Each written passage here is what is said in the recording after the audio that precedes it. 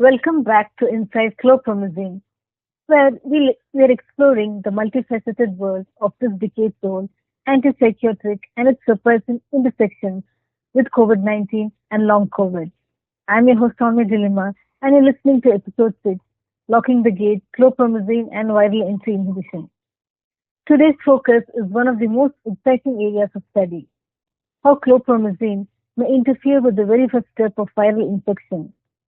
The moment the virus tries to enter a human cell, we'll be diving into how this mechanism works, what it means for SARS-CoV-2, and why it could have implications beyond COVID-19. To guide us through this, we are joined by Chythanya, a microbiology researcher who's been studying host-pathogen interactions and endocytic pathways. Welcome to the show, Chaitanya. Thank you for having me. I'm really excited to talk about this today. It's one of the most promising and technically rich aspects of chlorpromazine role during COVID-19 pandemic. Let's start at the beginning. Can you explain how viruses like SARS-CoV-2 enter human cells? Absolutely. For most viruses, the first step in binding to a receptor on the surface of human cells. SARS-CoV-2, for instance, binds to the ACE2 receptor. But that's only part of the story. Once the virus binds, it has to get inside the cell, and there are different pathways it can use to do that. One of the most important of these is clathrin-mediated endocytosis, a process by which the cell forms little bubbles or vesicles coated in a protein called clathrin to pull substances, including viruses, inside. Think of it like the virus hitching a ride into the cell. And this is where chlorpromazine comes in. Exactly. Chlorpromazine is known to inhibit clathrin-mediated endocytosis.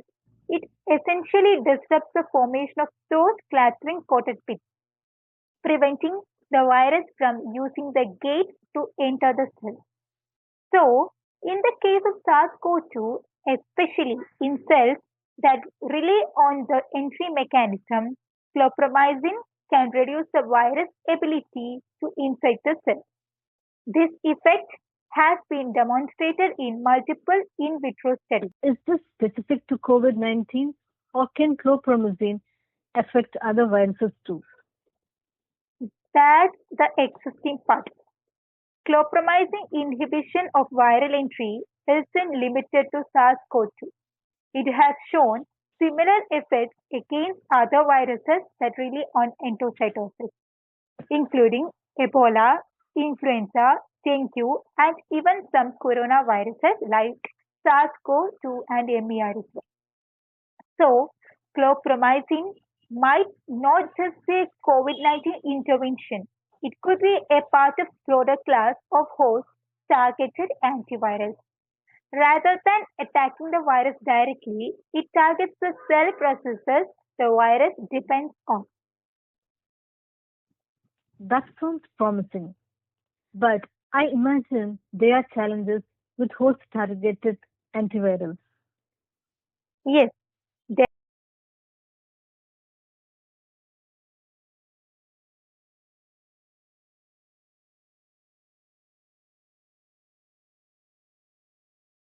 there are trade-offs. Since you are interfering with a human cell functions, you risk side effects. Clathrin-mediated endocytosis isn't just used by viruses. It's also crucial for normal cell operation. Disrupting it can affect neurotransmission, hormone regulation, and more. That's why dosage, timing, and patient selection become really important.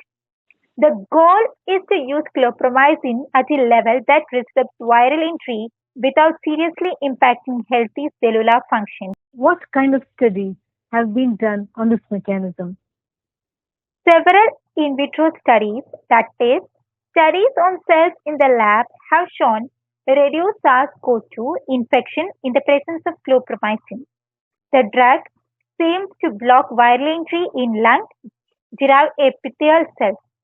Some clinical trials have been conducted as well, particularly in psychiatric settings where patients were already receiving chlorpromazine.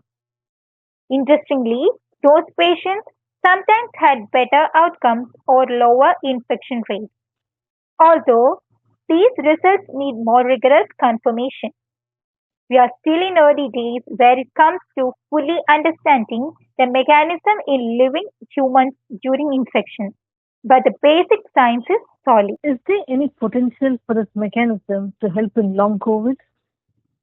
Potentially, yes, especially in patients with ongoing viral persistence or immune dysregulation related to residual viral particles.